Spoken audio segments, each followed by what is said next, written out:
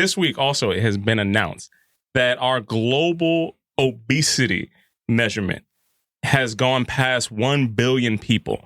And there's up to 43% of adults worldwide are now overweight.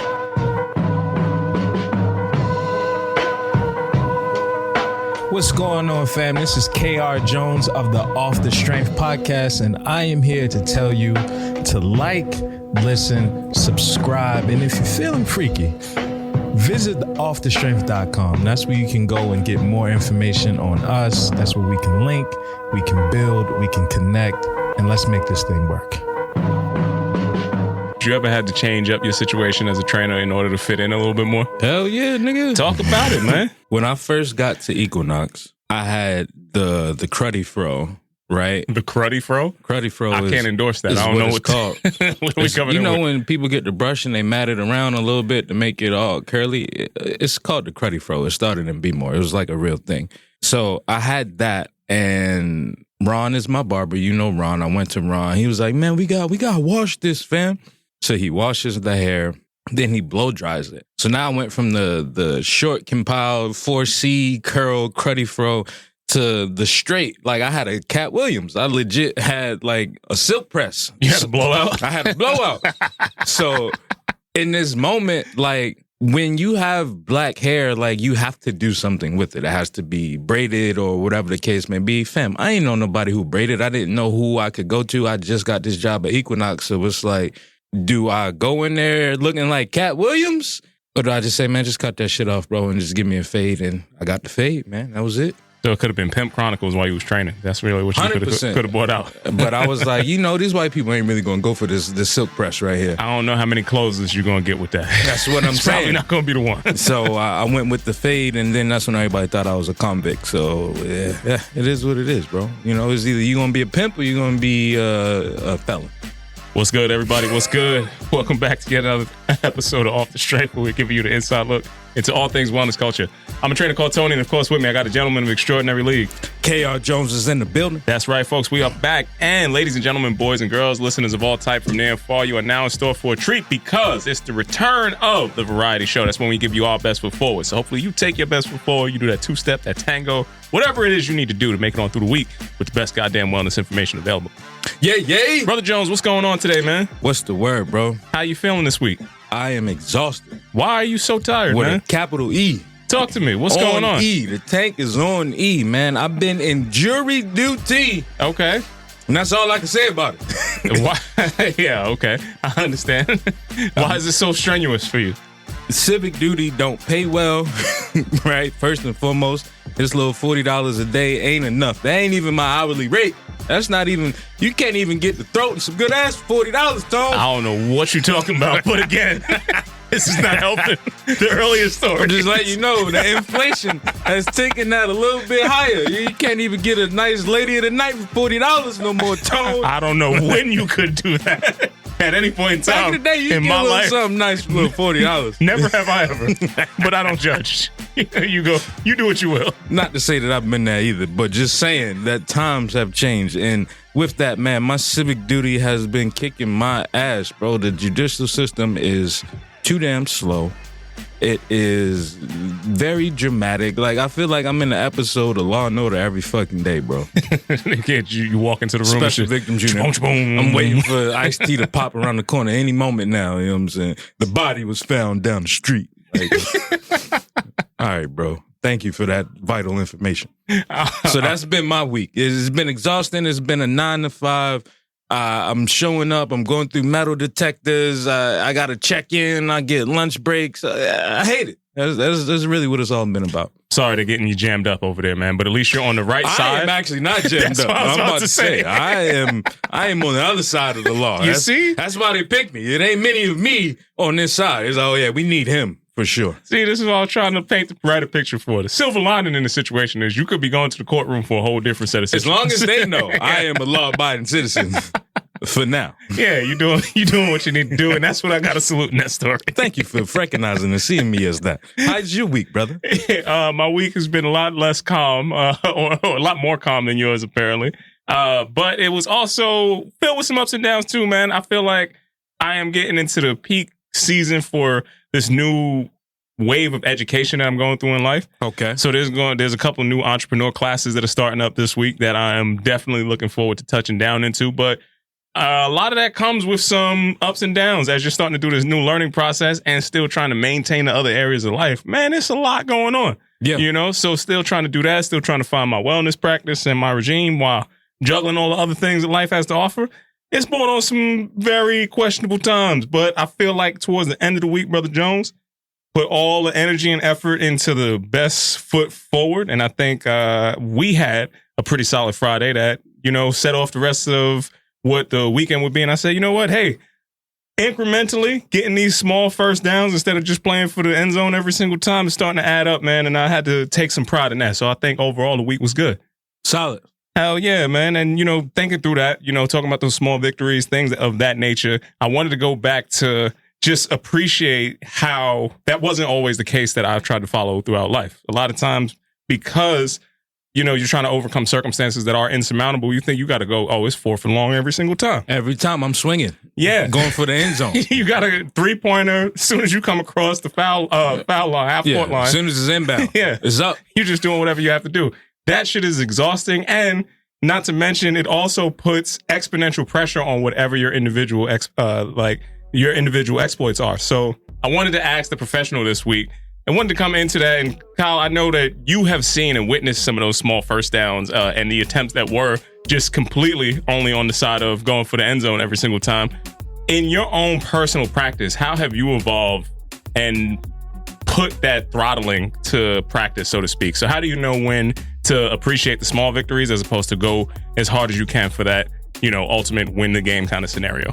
Everything takes time, especially when you're talking about procurement, when you're talking about the evolution of a relationship, or even the timeliness of an opportunity presenting itself, right? All of that in retrospect has to take time, and there's divine alignment. There's a lot of other things that have to happen in order for this moment to happen. So to your point of when you are in this particular situation and you want to swing all you got to get that home run, or you trying to throw that Hail Mary pass for the touchdown, or even shooting from beyond half court for the 3, ultimately there's a larger game at play, right? There's the game within the game.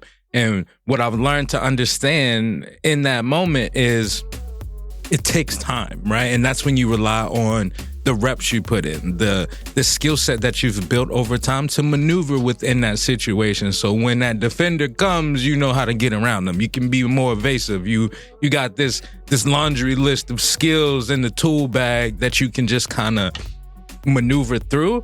But ultimately, you're never going to get invited into a room that you're not supposed to be in, right? When opportunity does arise, it's up to you to then capitalize on that, right? So that's going to be your barometer of how hard you need to go, because the work has already been done once the time has taken up as much as it needs to. Yeah, man. I think the cliche side comes from those losses being lessons along the way. Mm-hmm. But truthfully, when you do go back and look at it, you don't know what plays to call if you didn't have a lot of different reps put into the game. And then 4 years later, no matter when that play called, now you know what to do. Oh, that's the reverse sweep. I know that now. No matter what the sport is, it's kind of like you have to go through all of the different iterations of what you would want to try. And eventually, if you do have that opportunity to put them all into, full display, that's when you show up and you try to show up as your best. So it is taking those L's and turning them into lessons, in the fullest extent. And that shows up in a lot of different aspects. It shows up in the business practice, but it also shows up in the physical practice too, man. Like the most humbling of things, going back to and like working through some of the stuff that you have weaknesses in. How easy is it to try to just power through something as opposed to actually just holding your own self accountable for it and doing the small little micro steps to get it to feel and function better to eventually be able to get to your strongest, or to get to your most flexible, or get to your fastest type of speed? How many people actually put that type of work in to making that incremental change turn into the big impact that you want to have? Not enough. Right. Honestly, and especially when we talk about that workout element, like I told you, I've been training new clients. People's immediate reaction is to rush through something, especially when it's unknown territory. It's like, all right, I'm going to hurry up and do this so people can't see my mistakes, but your mistakes are even more evident as you rush through this because you don't have the control to go through something slow and incrementally, like you were saying. Man, I see that most common in my single leg activity. Oh, yeah. I got to be honest with you. I was in my bag this morning, Brother Jones. I had to get up and try to get my movement practice, my movement meditation on. And one of the easiest ways to humble yourself is you start to do some single leg work in whatever you're doing in your practice, and you falling and fumbling back and forth, at least me. Yeah. Post-surgery, my foot does not make contact with the floor the same way that it used to. I no longer have an Achilles. So I understand what you're talking about, right? So I'm always trying to understand how I'm moving in space and what's going on there. And if I am too caught up in the ego, I won't go through the slight bit of looking like kind of silly, trying to balance in order to really get the strength that I need back in that limb for me to be able to perform at a higher level, higher rate, to lift heavier, to jump higher, to move faster, stronger. It's really like, okay, go all the way back to the beginning. Can you just stand on this good? Can you stand and rotate? Can you stand and do all the rest of that? And I think it was just a solid analogy to, hey, man, we got to put these reps in all over in our wellness lives, from trying to make those incremental aspects in the relationships to the physical aspect, to the job, to the, holistic and the spiritual, Brother Jones. Had to get in that bag. All the above. And a single leg balance is a full body exercise. It For the definitely people is. that don't know, it requires a little bit of everything. All right. Speaking of giving people a little bit of everything, my man, I want to get into some of this good. Okay. I want to get into some of this bad. All right. And I want to get into some of the questionable or the ugly this week, Brother Jones. I want to talk about this week and rip from the headlines all the things that are popping up on my timeline. Now, first things first, Jones. What's up? I wanted to talk about something that I saw this week. And we talked about how overcoming this epidemic of people being sedentary is going to be something that I really do want to make some statements to, and that closing the health gap, really trying to find the most bare minimum things that people can do to really curtail some of these comorbidities and comortalities, man. But this week, Kyle, it was confirmed that if you get your 10,000 steps in a day, you could reduce all the health risks that come along with being sedentary. Now, just as a basis for what we mean by sedentary, being sedentary and living a sedentary lifestyle fully, Kyle, you want to give a little bit of a breakdown for that for me?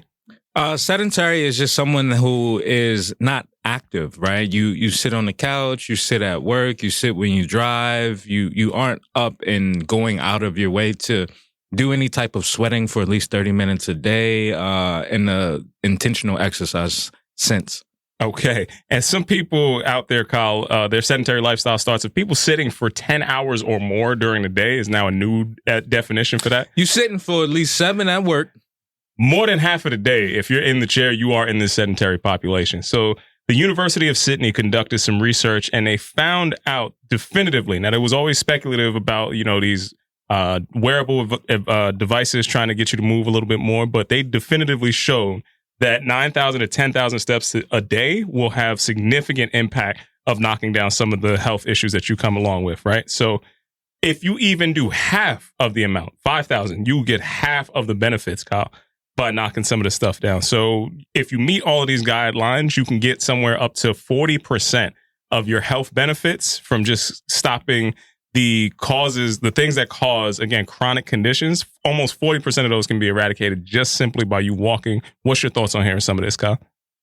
It sounds like information that we've known that more people need to know. The first thing that did come to mind was thinking about the places that are not set up for people to walk, right? Yeah, certain cities. When I think about a city like Baltimore, if I'm walking 10,000 steps a day, something is wrong. I'm evading the police. Well, we got to go there. Because that's literally what it comes to. Like, that's the mentality of if you're walking, you are poor, you can't afford a car, you are taking public transportation, which is looked down upon, not like a city like New York. People are unaware of walking and what that actually entails, right? And when you introduce that to somebody, especially at a later age, you over 30 and telling somebody to go for a walk, again, you have a better chance of asking them for money. It's a tough sell.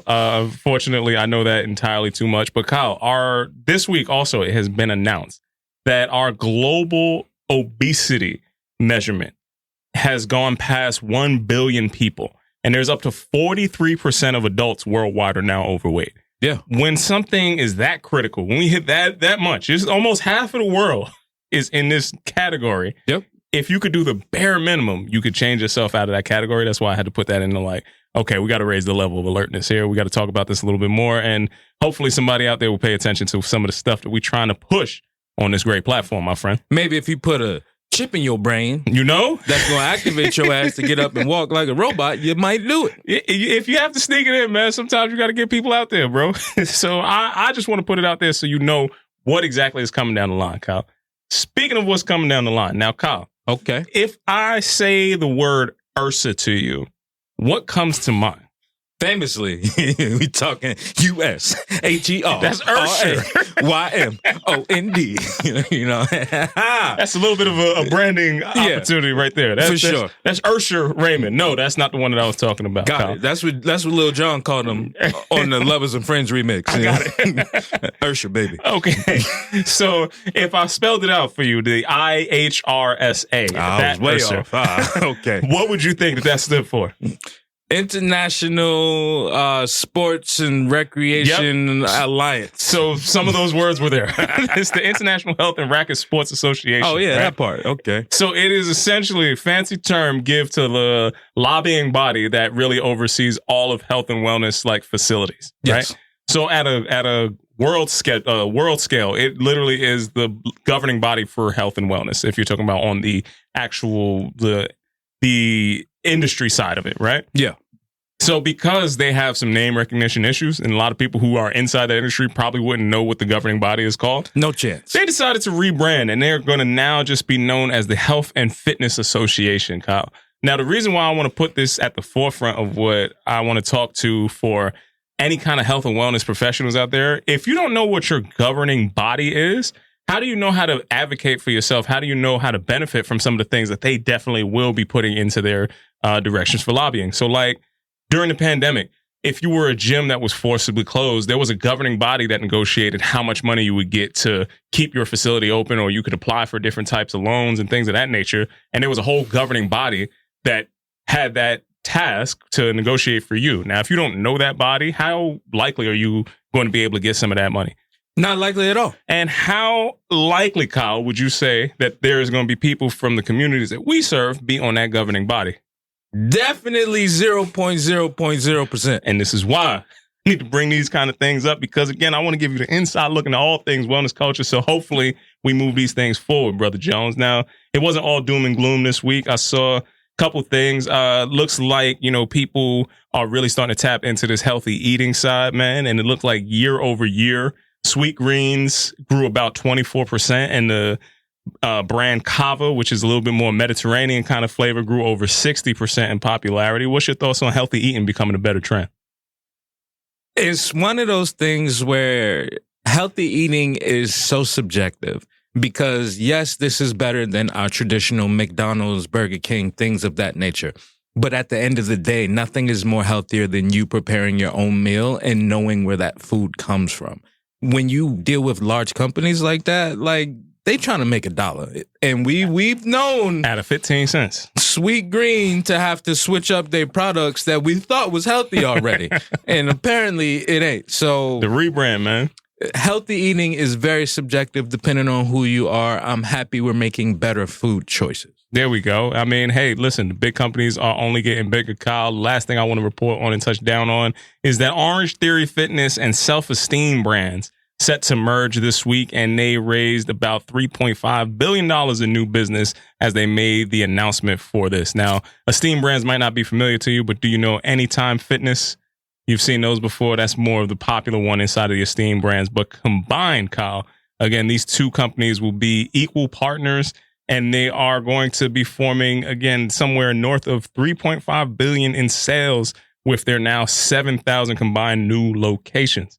What's your thoughts on hearing these two smaller brands coming together and really banding across the continent to be one of the larger brands now? They can come together all they want. All them folks is eventually going to leave.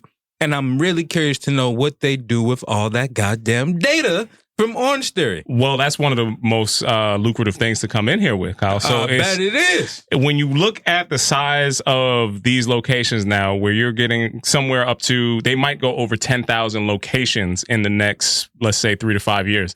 you have so many different people that are using this connected device information to get in and out, to see what, people's responses are to different types of exercise. And the big business behind here always has been, what do you do when you collect all of that data? So these are, again, just small steps that lead up to a larger kind of conversation. But when you pay attention to all of the fitness companies eventually going into healthcare companies, having 10,000 locations of anything with a bunch of people doing one specific activity, well, Kyle, I'm going to tell you, I don't know if it's good. I don't know if it's bad. I don't know if it's ugly, but it's going to be some big business to come out of that. And that's going to be it from my side of Rip from the Headlines, bro. What you got? All right, man. Softly, we touched on some food crimes, is what I will call it. You talked about Sweet Green and Cava. I'm sorry. Cava, the Mediterranean spot. I'm going to talk about some food crimes that came across my internets this week. Starting off with first here, we have the Cheezer. That is the KFC pizza chicken. Nope. Keep it already. It's like, don't pass go. You don't want to. Don't collect 200. There was actually a pop-up in New York City, in our hometown, within our vicinity. I don't claim all of New York. All right. Just putting that out there. How do you feel about KFC rolling out fried chicken with pizza? Now, the pizza element is solely pepperoni, cheese, and marinara sauce on a boneless fried chicken that obviously, has the Colonel's original 23 herbs and spices that he stole from a black man, but we ain't going to go down that rabbit hole, Tone. Nope. That's a no for you? What was this? We've seen them do this before. They just put a different sauce on Double-licious? it. Yeah. I was like, I had one. And the fact that you've had that before. I was in college. It was long ago. I would never do it again. So it's a no for the cheeser. It's a hell no for me. I don't want a chicken pizza. What if I were to tell you that there was an inventor out there that has created a Kool-Aid mouthpiece for football players?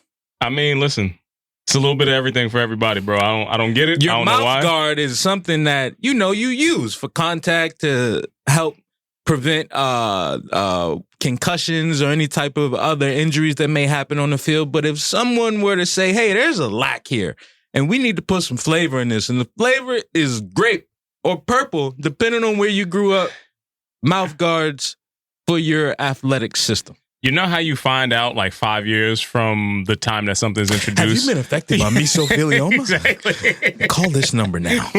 When you get one of those like class action lawsuits, it's going to be because we put flavored air inside of a mouthpiece. That's going to be one of those situations that you get. Because I don't know why you need it, but more power to whoever wants to use that. Maybe it gets more people to adapt the mouthpiece, but yeah, them chemicals is going to cost you something. I don't know what it is, but we're going to find out in about a good 5 years.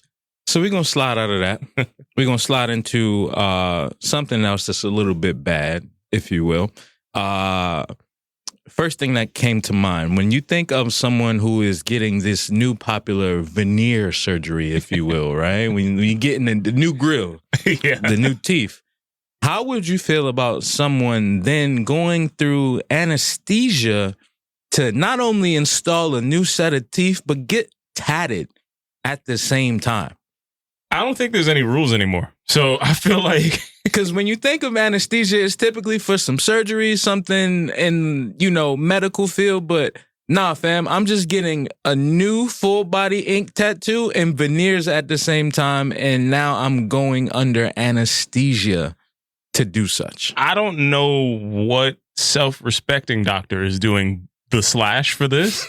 Because this is when the polyhyphenates kind of go wrong. Any doctor that's going to let you get tattooed and get your dental work done at the same time, I'm going to let you know that they didn't graduate at the top of the class. I ain't saying that they're worse. You know what they call? Could not have been the best. Do you know what they call the doctor who had the worst grades in school? Doctor. They still call him doctor. It's the same person. The brain that said, you know what? We're going to put a whole dental surgery right next to, on the other side of the curtain, your full body tattoo. That's a different type of person. And if you want that, I'm happy for y'all. Like, not even like a I love you mom on the arm, like a full sleeve of You don't need calf. to combine everything. We don't need everything happening at every time. Moving on. Are you familiar with an assistant coach that was caught playing for her team, actually? So there was a star player that had got injured, right? This story came across my timeline. And a 22-year-old assistant coach was fired after impersonating a 13-year-old player because their star player got hurt. Now, in a story like this, do you look at the coach sideways because they thought that they could get away with it and they just out here bullying on teenagers? Or is this something of like, hey, man, if you can get away with it, you know, it's only a crime if you get caught? Well, no, because the coach also couldn't keep it low. It was coming in there and like legitimately dominating on the teenage kids. Very, very Joanna Man-esque. It does look like a Joanna Man like tryout thing. The block and then give it to Kembe Mutombo finger, you know, to count the bucket, extra after the contact. It's not the worst story that you hear about an assistant coach and some foul behavior with a school. So I can't throw you completely underneath the bus with that one. All right. But this is wild. Like, why would you think that you can get away with this in the days where everybody has a camera and can easily look up? It was like, hey, a woman who's number 12? Yeah, she's kind of we've never seen this significantly bigger than everybody else that's on the court. It's a hell of a growth spurt. Yeah. To be 22 and passed as a 13-year-old. It was getting ugly. Speaking of further ugly news, we're going down this list, Tom. Okay. Are you familiar with the PED? If I say PED, what comes to mind? Performance enhancement drugs. There is a performance enhancement drug called Balco. Have you heard of this drug? No. Balco has been out for years, apparently. And there was a slip up on an interview with Kevin Garnett and Paul Pierce in which they were talking about LeBron's accolades, him reaching 40,000 points, that milestone, and Kevin Garnett was like, yeah, young buck on that Balco, right? And it was like, oh, wait a minute. Are you now saying that LeBron James has been using player enhancement drugs, which has now sparked an article and a federal investigation has ensued about LeBron James, his wife, and 2 associates named in this federal PED investigation? How do you feel about hearing the King's legacy could be at stake? I don't think it would be at stake at all, to be honest with you, because for whatever they could accuse LeBron of and legitimately find him having 100% used in his historic career, you know how many people have taken steroids and have just been shitty people on steroids? Yeah. I don't think people who don't know what the performance enhancement stuff does, it's kind of like that doesn't give you instant work ethic. It doesn't give you the time and the energy that you will put in there. It allows you to have a longer amount of time to train and do things like that, but you still have to show up.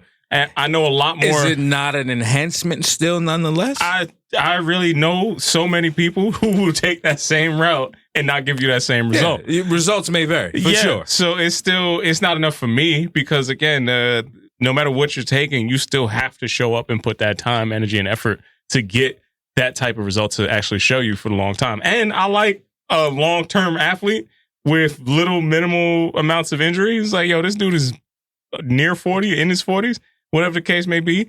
You don't get people to perform at that higher end and that high level threshold without pushing science as far as it could possibly go. Our science today, everything that we could legally take is technically a performance enhancement drug to somebody in like the old school black and white basketball era when motherfuckers was playing in Chuck Taylors, bro. The sneaker is a performance enhancer. It's like, yo, you don't have to play on this cardboard that I'm sliding underneath your foot. That automatically is going to give you a longer time to play, you know? So I can't knock it that much. It's not going to change nothing in my heart. The people who was already committed to not liking him probably will have something to say about it. We'll leave it at that. And we'll finish all of this on some actual good news. I know I just stumbled through. I went through the ugly and made my way up to the bad, you know, so we started off bad. We're going to end on the good news. Now, faithful listeners of the show will know that you have been talking about gyms and women having their own gyms and things of that nature. how would you feel about attending a gym pod? Gym pod. A gym pod looks to be a facility in which you can check in into your own individual space that has everything you would need for your workout, where there is no one else around. There is just you in this confined space with everything you need. There's a bathroom, there's a water fountain, there's a mirror to get your content off if you need it. And it's a gym pod. Yeah, I've seen these start off in Canada first. Okay. The kind of similar to how you would see boutique hair salons. You'll go into one building and it'll be like 1,000 different stylists that are in salons like that. Yeah. A lot of people are starting to shift over into gyms like this. And I think it's an interesting concept. It's not just for the person who will want to train solo by themselves, but for small business owners and like practitioners, trainers who would want to use that. I think it's a hell of an interesting concept. It's something that definitely comes at that brick and mortar space a little bit differently. And I know there's a lot of opportunity there. You know, you have to think about how much square footage you actually need to get the most amount of monetization out of there. They look like they're taking a small footprint and you're getting a big turnaround on it. So I'm interested in it. All right.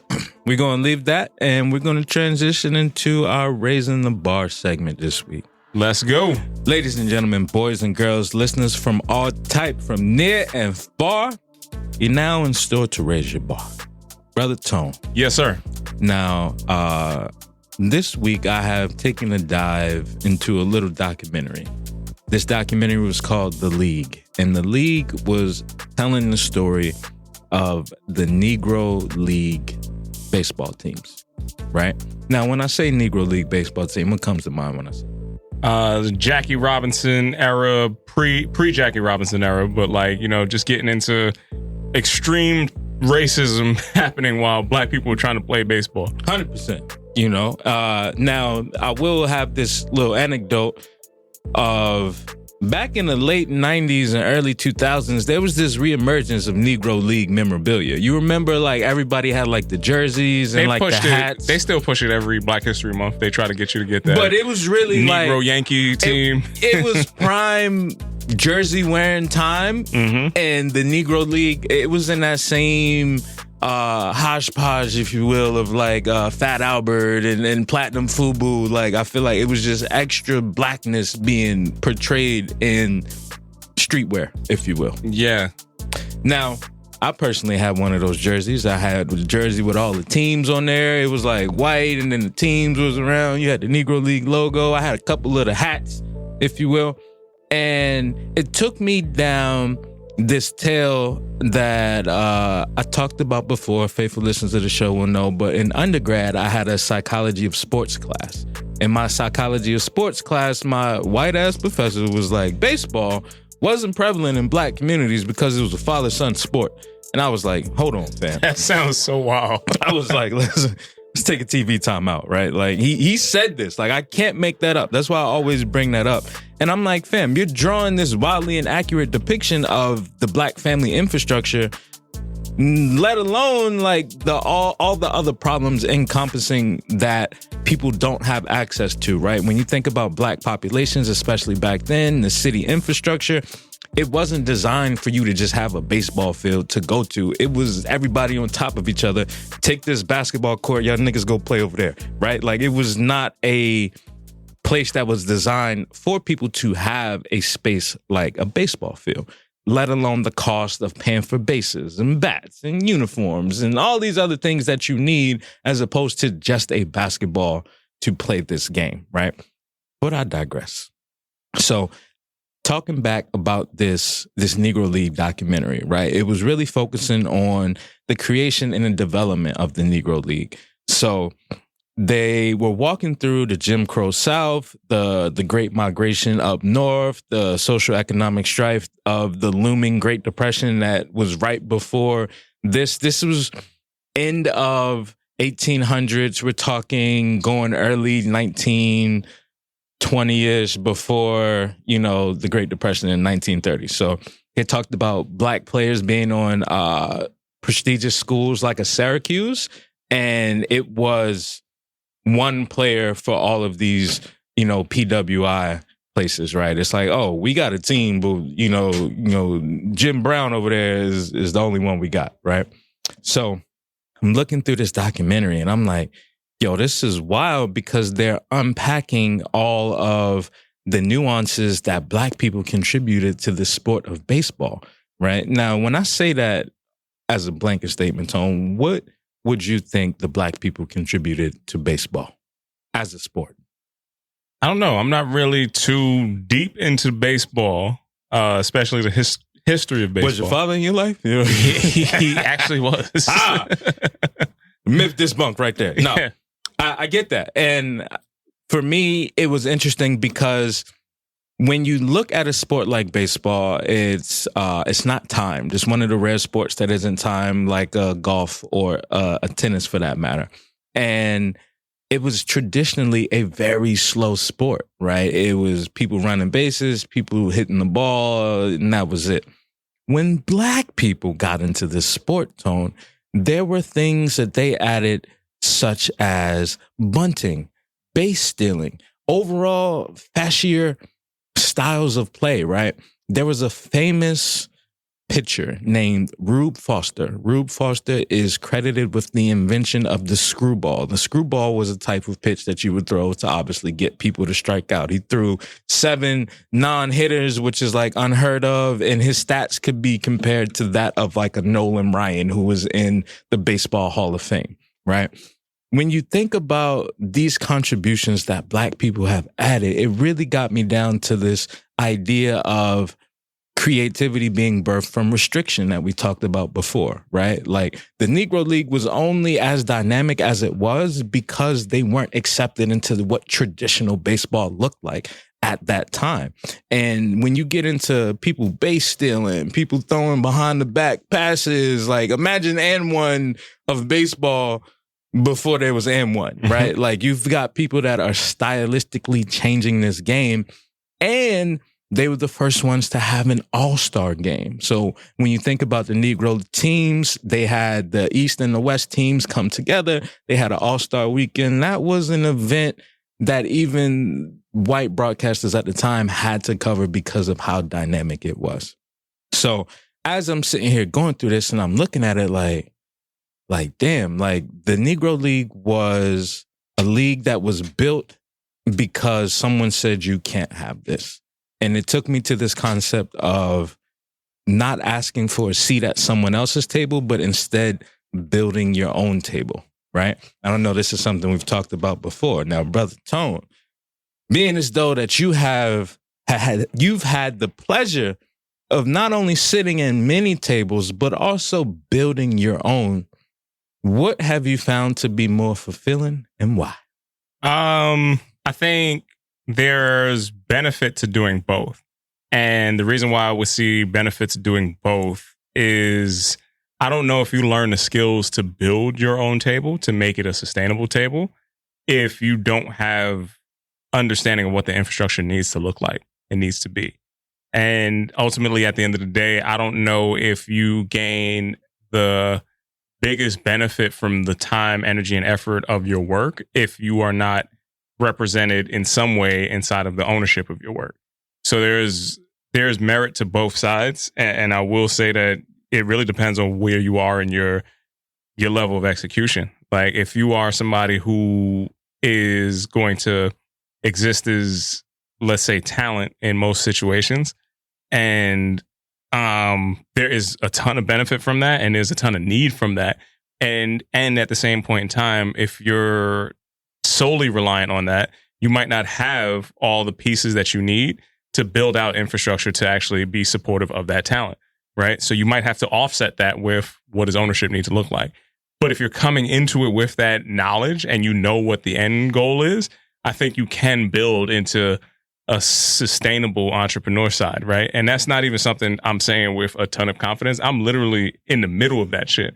I don't have the big W anywhere. I'm not trying to act like I got all my shit together inside there. I think everybody has to figure out how to have a foot in kind of both worlds to make it realistic for today.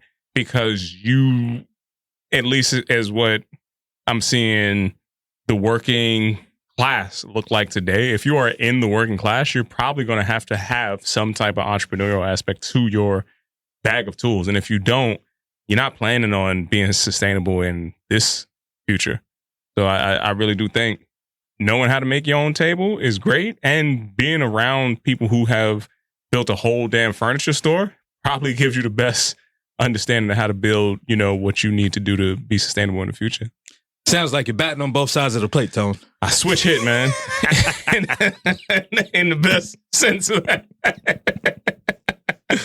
And out of that, we're going to take a TV timeout. We are going to look into our relaxing responsibly segment this week. And we're back. Look at that. We're back. And now it's time for the Relax Responsibly segment, Brother Jones. What's the word, Tone? How was you relaxing responsibly this week? Man, I got to tell you, this week, the best piece of relaxation came from frequenting some spaces that I haven't seen in a little bit, Brother Jones.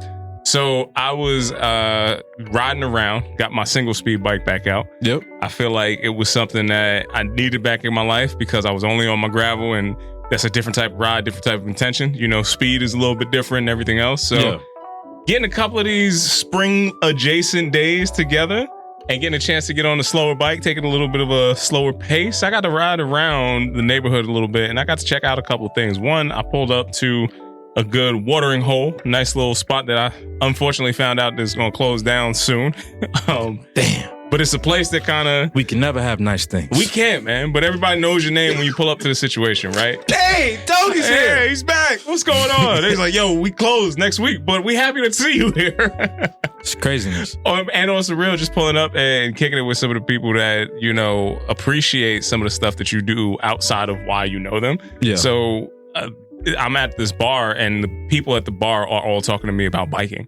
Like, that's amazing. They're like, yo, okay, so when are you going to put this out? What's the next ride look like? How can we get up? How can we meet? And they're all in the midst of them closing all of their stuff down. They're still like, yo, well, we ain't stopping being friends though. I'm coming out. What's the next ride look like? Where are we going? And all the rest of that, it was just kind of like reassuring. It's like, damn, these are places that I would just kick back at.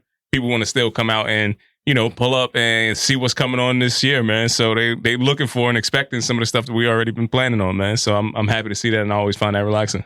That's love, man. I'm happy to hear that. My relaxation also came at the expense of two wheels. Okay. Now, I was attempting to go to a Thursday night social ride. Shout out to the social cycling homies. Shout out to the social cycling homies. I thought this was going to be my debut. I was like, yeah, I ain't never been. This is my first one. I'm about to link up, get the whoop, whoop. Body was like, no. Right? And for the listeners out there that don't live in New York City or know about the biking scene here, if you're going from a borough like Brooklyn to Manhattan, you're going to have to go over a bridge, right? Like there's, I want to say 21 bridges somewhere in New York City. Shout out to Chadwick Boseman. Rest in peace to him. I never saw that movie. I never did the count on those bridges. The only thing that movie provided me with was the knowledge that, there's 21 bridges in New York. Like, all right, bet. So now I know.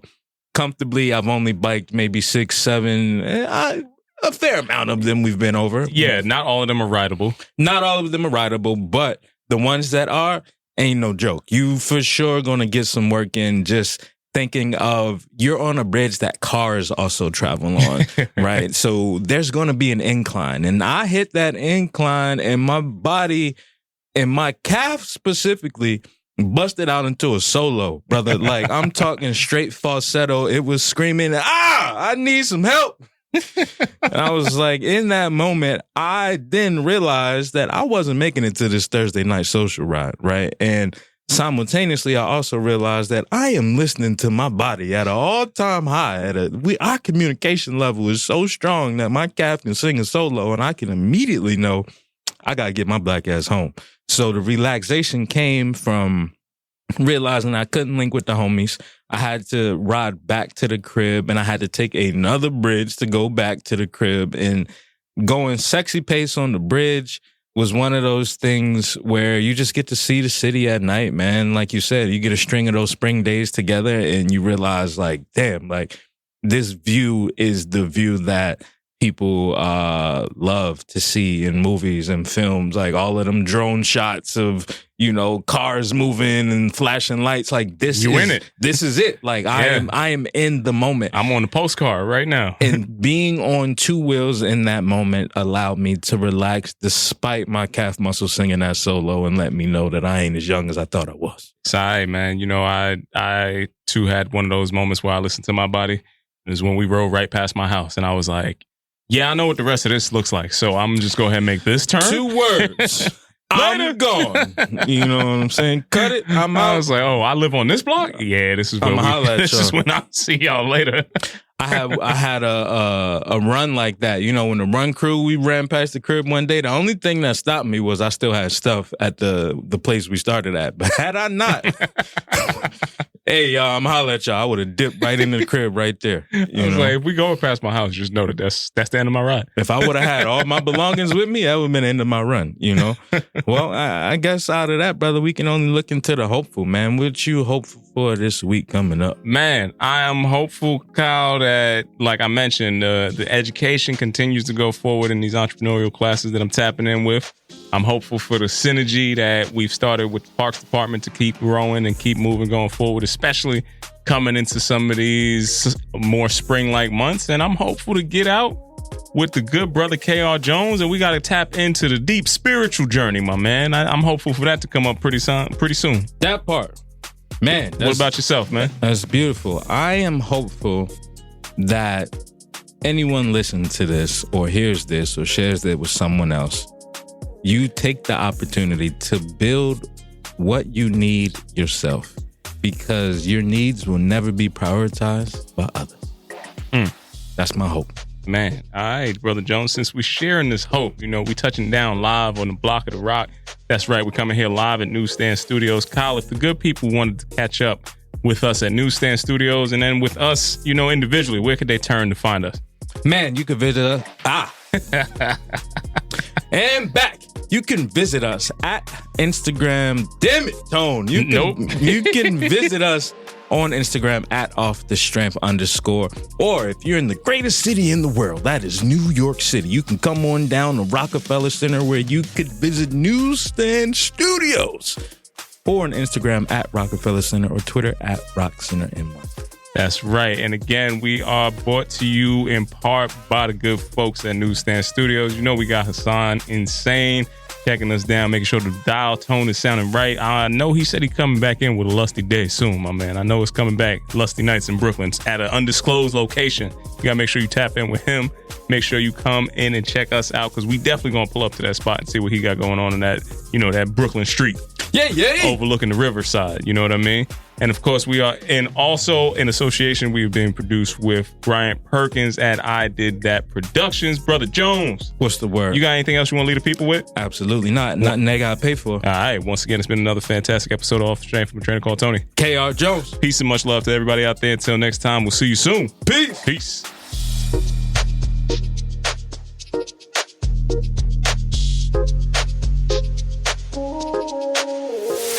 What's good, everybody? I'm a trainer called Tony, and I am here from the infamous Off the Strength podcast, asking you today, listeners, viewers, wherever you may be, to please like, listen, and subscribe to our podcast. This is how we're going to continue to be able to deliver you the best goddamn wellness information out here. So if you want to keep hearing this and you want us to keep growing, you are a part of this show just as much as anything else. So please go to offthestrength.com. Make sure you check out our blogs. Make sure you check us out on IG. And if you're hearing this voice and you didn't hit that subscribe button, know that Kyle is going to come looking for you. You got that right.